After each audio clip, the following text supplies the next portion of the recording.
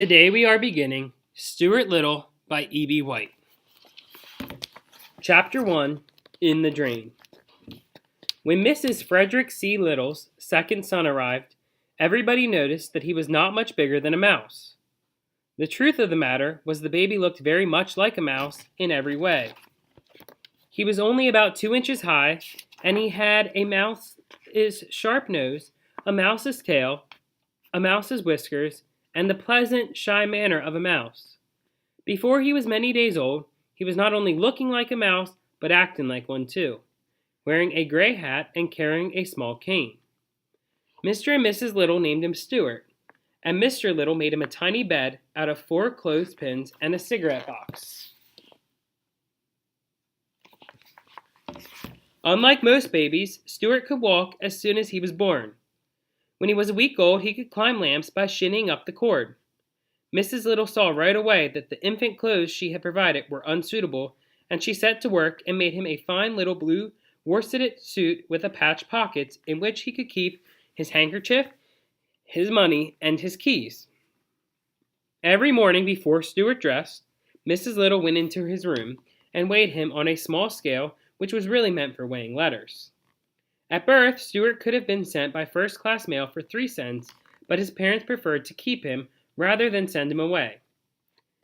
And when at the age of a month he had gained only 1/3 of an ounce, his mother was so worried she sent for a doctor. The doctor was delighted with Stuart and said that it was very unusual for an American family to have a mouse. He took Stuart's temperature and found that it was 98.6, which is normal for a mouse. He also examined Stuart's chest and heart and looked into his ears solemnly with a flashlight. Not every doctor can look into a mouse's ears without laughing.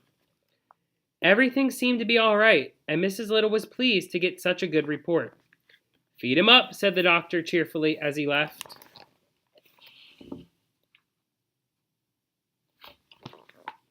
The home of the little family was a pleasant place near a park in New York City. In the mornings, the sun streamed in through the east windows, and all the Littles were up early as a general rule.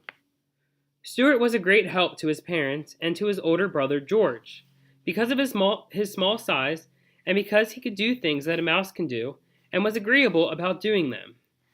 One day, when Mrs. Little was washing out the bathtub after Mr. Little had taken a bath, she lost a ring off her finger and was horrified to discover that it had fallen down the drain. "What had I better do?" she cried, trying to keep the tears back.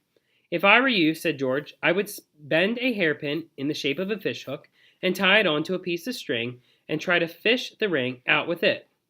So Mrs. Little found a piece of string and a hairpin, and for about half-hour she fished for the ring. But it was so dark down the drain, and the hook always seemed to catch on something before she could get it down to where the ring was. "What luck?" inquired Mr. Little, coming into the bathroom. "No luck at all," said Mrs. Little. "The ring is so far down, I can't fish it up." "Why don't we send Stuart down after it?" suggested Mr. Little. "How about it, Stuart? Would you like to try?" "Yes, I would," Stuart replied, "but I think I'd better get into my old pants. I imagine it's wet down there." "It's all of that," said George, who was a trifle annoyed that his hook idea hadn't worked. So Stuart slipped into his old pants and prepared to go down the drain after the ring. He decided to carry the string along with him, leaving one end in charge of his father. "When I jerk 3 times on the string, pull me up," he said, and while Mr. Little knelt in the tub, Stuart slid easily down the drain and was lost to view. In a minute or so, there came 3 quick jerks on the string, and Mr. Little carefully hauled it up. There at the end was Stuart, with the ring safely around his neck.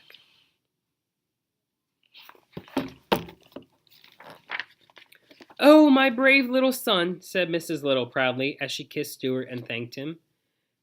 "How was it down there?" asked Mr. Little, who was always curious to know about places he had never been to.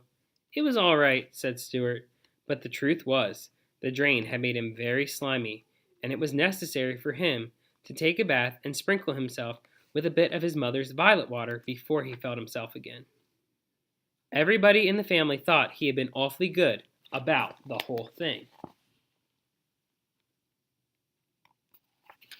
And that is the end of Chapter 1, Stuart Little by E.B. White, in the Drain. And here's a picture of Stuart. If you like my channel, you can hit like and subscribe below.